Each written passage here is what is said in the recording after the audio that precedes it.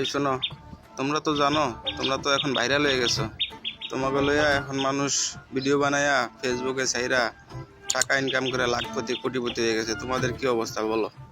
আজকাল তোমরা একদম ভাইরাল টপিক ট্রেন্ডিং এর ভিতরে আছো। কতটা পপুলারে আছো তোমরা নিজেরাও জানো না। জানো, আসো রুটি খেয়ে যাও।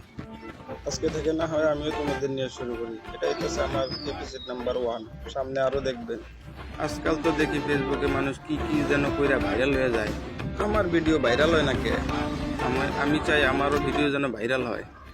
এই ভিডিওকে কি আছে না আছে ডাজেন্ট ম্যাটার।